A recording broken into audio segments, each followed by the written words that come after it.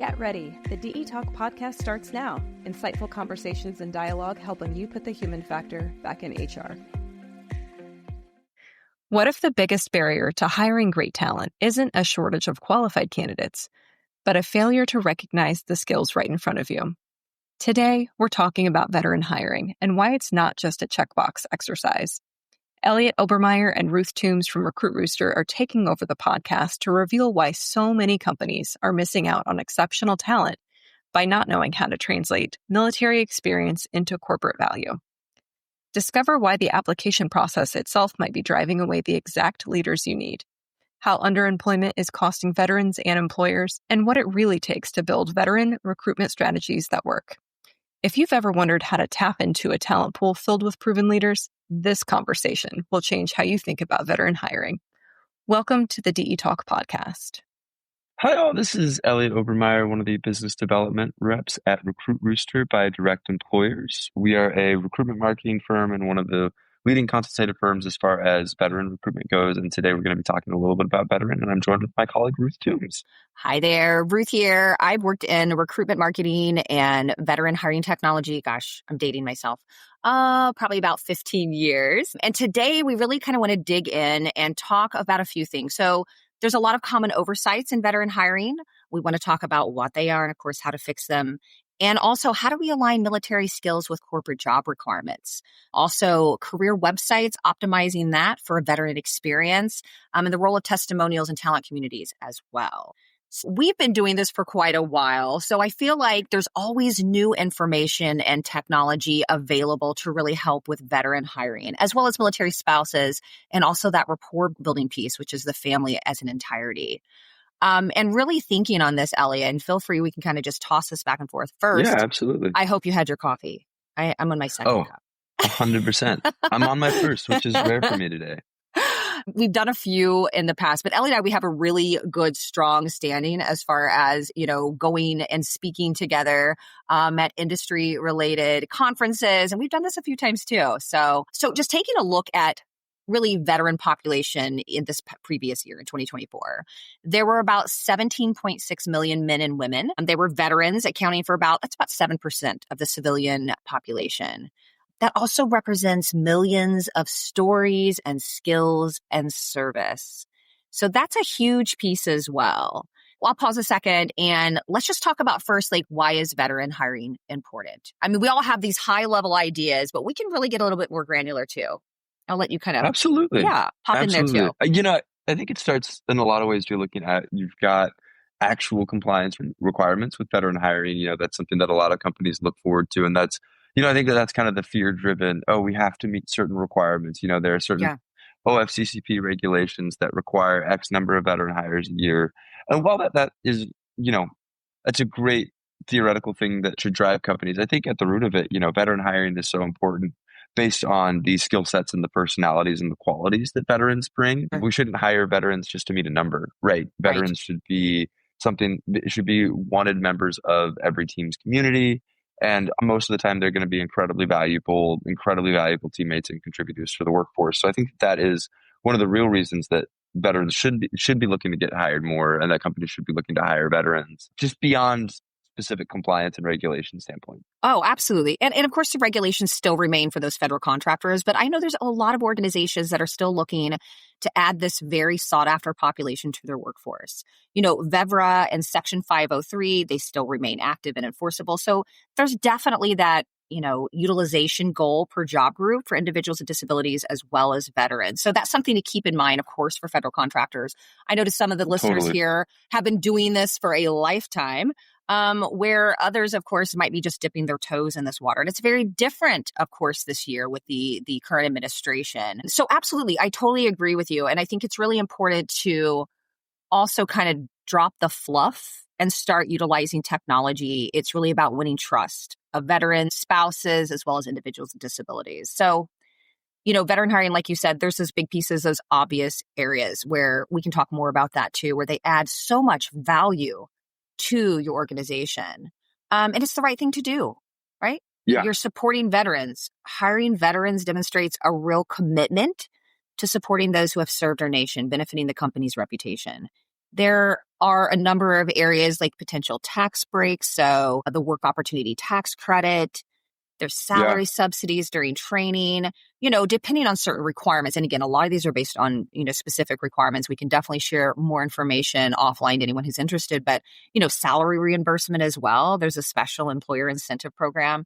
So absolutely, there's a lot of areas where it really matters, but real inclusion also, I think, equals real results for employers as a whole, right? Oh my gosh, yeah. And, I think one of the other things too that people don't necessarily think of with veterans as far as just the skill sets that they bring, they're coming from a very disciplined, rigorous environment that is high pressure, high intensity, very much team driven.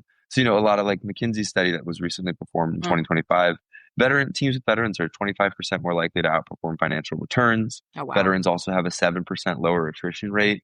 So, when you're actually thinking about hiring veterans as a company, it's so much more than just, we're meeting a goal, we're adding to the diversity of our team. You're really hiring, I think, meaningful employees that, quite frankly, are probably used to a much more intense work environment, and still going to bring that same level of intensity and focus as far as collaboration and getting the job done. Yeah. And think about like even our small but mighty organization here, Recruit Rooster, culture fit is huge. Oh my and gosh, having, right. And having the ability to, be a team player, also be a self-starter, like all of those buzzwords. So think about the level of interacting with diverse populations that veterans automatically bring, right? All status levels of, and, how you were raised, environment, family, religion, race, doesn't matter. So just having that ability, for lack of a better terms, kind of like a chameleon, you're able to like blend into your environment. You're able to also bring so much value too.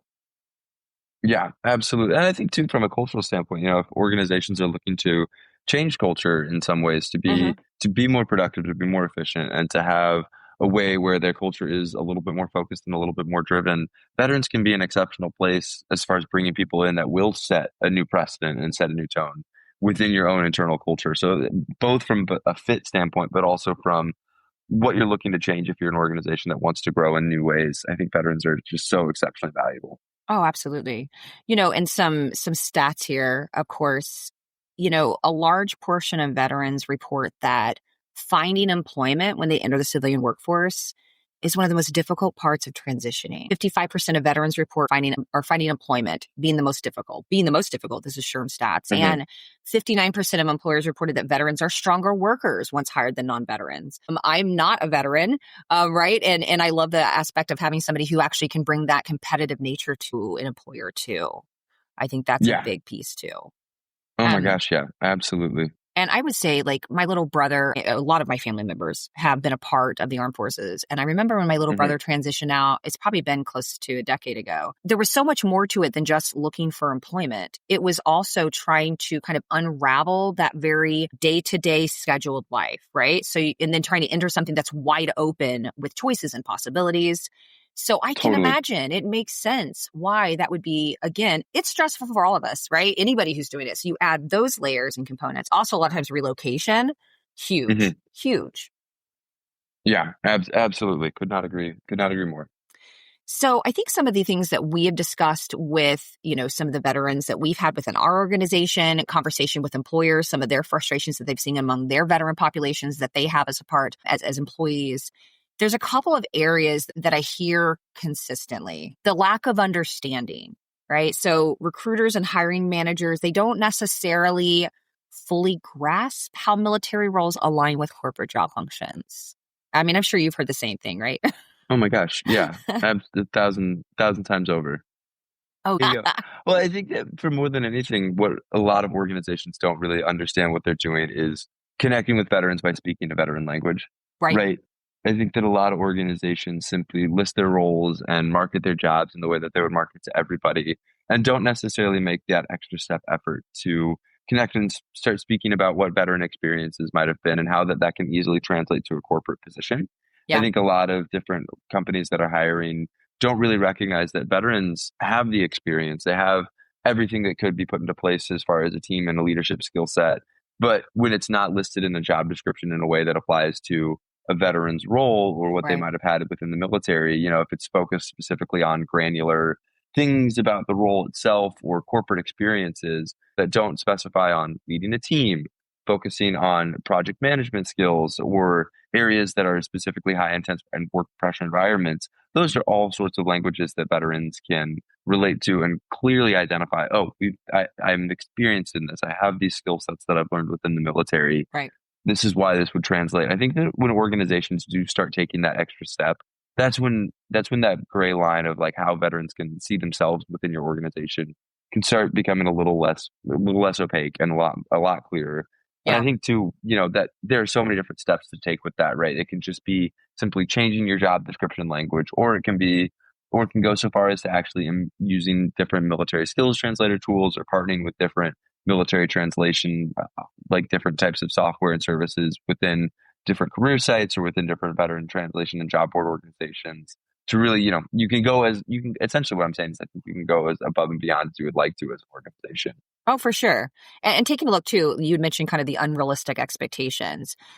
There's so much experience, again, that you had mentioned doesn't necessarily translate into civilian workforce. So we have to take the opportunity to use, true grit, get in the trenches, understand your roles, how they can align. But also, again, yes, utilizing technology. There's a lot out there.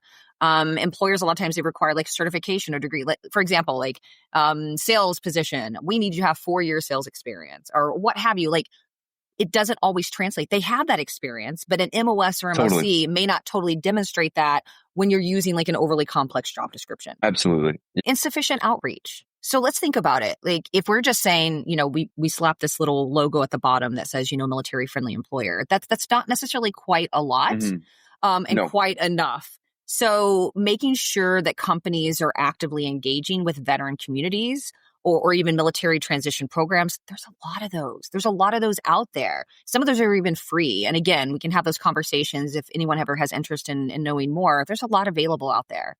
And it's tough for all of us, right? Everyone. So imagine, again, this extra layer.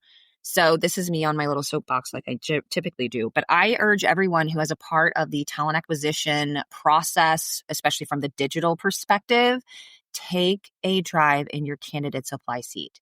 Apply for a job. See how it works. Is it good? Is it easy? Do you have like 19 clicks before I even remotely get to your applicant tracking system? And do it on your phone. Everybody needs to apply on your phone, right? Because that is just the era we live in. I mean, it's super easy to go, well, this does not work for me. This is too many hoops of fire to jump through. So I'm going to swipe left. Absolutely.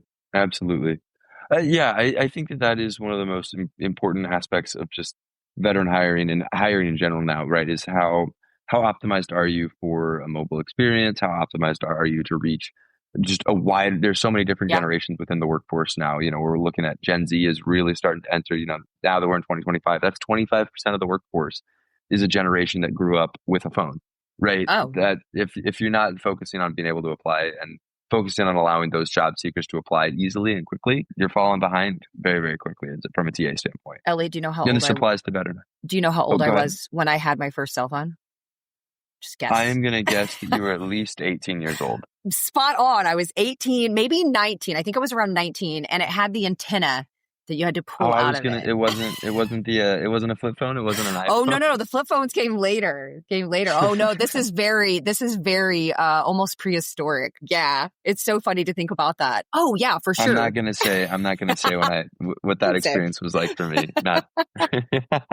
Oh my gosh. But yes, absolutely making sure, like you said, even an accessible experience true as well. Universal design benefits everyone. Universal design is not just for individuals with disabilities, although it's geared towards them. It's the ADA's recommendations for that, but it makes everyone's lives easier too. Having an intuitive interface, making sure everything expands and contracts as it's supposed to, no pinching and squeezing. That's so important. So important. So yes. Oh my gosh, yeah. Take a drive. That's what I think. So we've obviously talked about some of the issues, obviously the benefits of hiring, some of the issues that come with, and we're just literally grazing the tip of the iceberg. And I understand that. So as far as what can organizations do, there's a ton we can do, but we can dig into a couple of those and we can take a look at this together. So, Elliott, we have these conversations all the time, but organizations, I would definitely suggest start at the foundation of your organization. We have great technology that to me is truly the icing on the cake, right? You've got to have that grassroots in the trenches, people that are really working to do outreach and have conversations with veterans, transitioning veterans in the civilian workforce. And I think it's important to provide training for recruiters and hiring managers on interpreting military experience. That's a tough place, as we mentioned earlier. Absolutely. Absolutely. And I think, with focusing on all of these, I think one of the most important aspects is how you're bringing those people in, how you're recruiting, where you're posting your jobs, if you're Yes. taking all of the right steps. I don't think you can take almost like a half-efforted approach on all of this. I think Right. that you have to really focus on, all right, it's great if you're just listing your jobs on different types of job boards, right? If you're Right. putting them on Necessary to military.com. diversify. We totally get Yeah. it, right? We need to do that too. But what are the next steps that actually make your company stand out as someone that is focused on hiring beyond just meeting the requirements, right? I think Yeah. when you look at military spouses, right, the military spousal rate is 21%, which is incredibly high. believe that. It's much higher Totally than the believe that. consistent unemployment rate. And nearly half, 47% of military spouses respond stating that working at a veteran-friendly corporation that has a military spouse program or that has a veteran recruitment program was one of the most effective ways for them to avoid unemployment strategies. And even if I think going beyond from the company perspective, even if you have these spousal programs, that's awesome. If you don't market that, spouses aren't going to find that. Right. And I think that's where so many companies fall short. And when I have these conversations with people that are interested in some of our hiring tools, so many of them say, oh, well, we have these veteran programs. We have these ERGs. And I tell them, I'm like, I spent, an hour and a half today researching your organization and your jobs. Why don't I see it? These. Why don't I see it? Yeah, why can't I see any of these anywhere? And so I think that's one of the most, if you're not taking the steps to showcase that you have these types of employment programs for veterans or military spouses, even if you're meeting the regulations, you're falling short. Oh, absolutely. And like you said, from the beginning, it's not just about reg numbers. It help you, technology can help you hit those, but it's also bringing valuable talent into your workforce. Oh my gosh, yeah. And we have some pretty prominent, well-known employers that we work with that everywhere you go on their career site is a call to action. Veterans apply here. Here's our veteran partners. Providing, we have a military skills translation tool for those of you that have not had conversations with us that allows transitioning veterans to align the skills that they learn in the armed forces to your open roles. Also some base mapping technology that helps military spouses as well as veterans find work within your organization that are near military bases. So all that stuff, but it's also about just a dedicated space, like not just putting that little logo like military friendly, but also and doing it across all your platforms, right? Providing that information. Let's think about all the vendors that you work with. If you're putting it on LinkedIn, on all kinds of social, put it in your job description. Put it out there for any time you're having events. There's tons of availability, just creating that space where they feel valued. Yeah. Oh my gosh. Yeah, absolutely. And I think that's what's going to go above and beyond. And, if you're targeting that with various job boards that you're focusing on, or if you're going to career fairs that target veterans, being prepared to gather information from those spots, being prepared to showcase why you're going to those, having answers about why your company is looking to hire veterans. So that way your company doesn't come across as just another organization that is hiring veterans to meet a regulation. Right. So there's tons of stuff out there that we can do to help. But I think it would also behoove us to really kind of focus on service-connected disabilities among veterans. And over 31% of all veterans had a service-connected disability. That was in August of 2024 where the studies were done. So that's 5.5 million veterans that live with this service-connected disability. And what's more with that as well is it also kind of creates a segue for us to talk about underemployment. Just speaking we have veterans within our workspace that we have conversations with, family, friends. Underemployment is a very real piece. I think the majority of veterans that I've known have come out of the armed forces and they have all these skills. Again, all these things we've talked about, they don't align necessarily with some of the speech and jargon that's used in these job descriptions. So they're working like stocking shelves. My little brother, did a lot of that, until he was able to find full-time employment. So that's a big piece as well. So that's where some of that flexibility, if you can provide that as an employer, organizations, and be open to that. They're working maybe part-time somewhere, but they're perfectly open to having conversations about full-time employment as well. Absolutely. A big piece that I see too is I've seen a number of companies doing this. If you have a train to hire program, we all want to see it. everybody wants to see it, right? Put that out there, put it in all of your job descriptions, put it on your career website, channel all of that back. There's a great study that I highly recommend that anybody is reading this, that Surface Department at Syracuse University did for military spouse in the employment landscape that they published in March of this year. And, one of the examples that they talked about was how a lot of veterans were looking specifically for internship programs to get skill sets in those kinds of companies. And I think that, if you have those, market them, make sure that veterans can veterans are going to be more than willing to say, let's definitely look at internship programs or other train to hire programs. Yes. That would be, I think that would be one of the most valuable ways to showcase that you're willing and that you're going to take all the steps that a veteran might need. And that veterans are also willing to take that time. Sure. And also being really aware that there's a website for this as well, National Veterans Training Institute.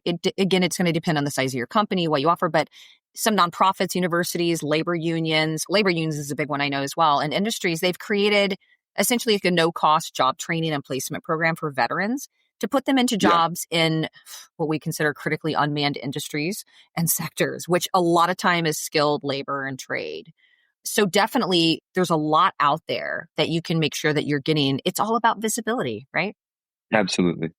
Even if you have these programs, if nobody's going to really see them, they're not a part of your everyday hiring practices and talent acquisition process, and then it's just not really going to get the results that you're looking for. Yeah, you could not agree more. You're spot on that. And I think that's something that it's something that is consistency and maintaining regulations with it all, and maintaining regularity is one of the most important and impactful pieces to really improving, I think, an actual veteran hiring program, rather than just saying, oh, this is going to be an amazing one-time push that we need to focus on veteran hiring for 3 months. That's not going to do anything within an organization. It's something that takes years to develop and years to acquire. I think one of the things that I always think about is one of the companies that we've worked with in the past with our military skills translator tool, they started with just veteran hiring was an initiative that their organization and that their TA team and HR team really wanted to focus on. And so they started with just a military skills translator piece that they embedded. And then eventually, that led to them over the course of 5 years, they built out an entire ERG page. They built out a military base locator map for veteran spouses. They built out employee testimonial videos. So many more things that added on to this military and veteran recruitment strategy, that took time, right? It's not going to come overnight, but it took time. And eventually by year 5, they had this incredibly robust recruitment strategy that allowed them to hire so many more veterans. Oh, for sure. And some organization, I would say the majority of organizations, it's very shared challenges when they try to hire, recruit and hire veterans. Self-identification is a big one. And here's the thing, if you create a very robust, engaging experience, especially on your career website, in your job descriptions, any of your outreach, as well as add tracking, mechanisms to that, like if they're using these tools and technology, like translators, things of that nature, you're pretty sure already that they're going to be veterans. And talent communities are a big piece as well. Self-identification is not the greatest. And the reason is, of course, because there can be some, misinformation about necessarily, hiring veterans, or maybe a company doesn't feel like it's going to be the right fit. So I don't think everybody feels comfortable sharing they're a veteran necessarily. Especially if you don't have, some dedicated pages and things to that, you may not want to. Like, oh, well, maybe they're not looking for this kind of experience. So making sure they have that is a big piece as well. And developing roadmaps for veteran job seekers on your career websites. Really create that structure is huge. Like, oh, we value veterans. Here's what to expect. Here, we're going to have a recruiter that's going to reach out to you specifically and talk more about this. If you have that opportunity, there's also, again, capturing relevant talent, every talent, right? Every kind of talent, but also with veterans, capturing just the right amount through a talent community. And then, of course, staying in front of them with new and relevant jobs and reaching out to them on a personal level. Oh my gosh, yeah. And, something that I always think is really interesting, DPI Staffing put out a study on this last year, that companies with veteran referral programs are much more likely to hire veteran job seekers. Similarly, in this kind of way that you're talking about, staying in front of veterans, showcasing what you all have and showcasing kind of the processes that veterans would come into and have an understanding of as they're going through the recruitment process. If you have people that are already veterans reaching out to other veterans, or if you have people that have worked with veterans or hired other veterans, reaching out to veterans, creating that referral. You're establishing that community far before the hiring process even dives into further detail. And I think that that's something so valuable and so important. Yeah. And something that you can't weigh enough, For sure. And one thing to keep in mind too, as we get close to wrapping this up, because we can really talk about this for a long time. So according to the Department of Labor, 66% of veterans are 45 years or older. And because of that, they are least interested in entry-level positions for obvious reasons. So I notice a lot of companies and organizations, they do tend to gear their talent acquisition for veterans in that entry-level space, which is absolutely necessary too, depending on your company. But employers that are more likely to build out job descriptions that include veterans as leaders will be more likely to actually hire them. So keep that in mind too, is that there is a large range of talent out there depending on experience level. Oh my gosh. Right. And it's not all about, in that case, military skills translators. It's all about gearing your job descriptions toward that veteran talent that's more tenured. Totally. I mean, almost a third of veteran job seekers are not unemployed, but underemployed. Yes. Right. Yes. And it goes back to that statement of how do you connect and how do you showcase to veterans, and how do you as a talent acquisition professional understand that your jobs are incredibly doable, right? Absolutely. For these veterans. Veterans are incredibly qualified. Well, I tell you, I finished my third cup. I'm shaking like a leaf. Whew. All right. I am about to start my second. Oh, my goodness. So thank you, everyone, for joining us to learn more about some of the issues that veterans face in the hiring process and also how to translate that to military experience. But again, thank you all for joining us. We look forward to engaging you the next time. Absolutely. Thank you all so much. We had a blast and look forward to talking more in the future. Thank you for tuning in for another episode of the DE Talk podcast. Stay connected with direct employers on Facebook, Twitter, and LinkedIn, or subscribe to receive updates straight to your inbox by visiting directemployers.org/subscribe, where you'll receive notifications of new episodes, webinars, events, and more.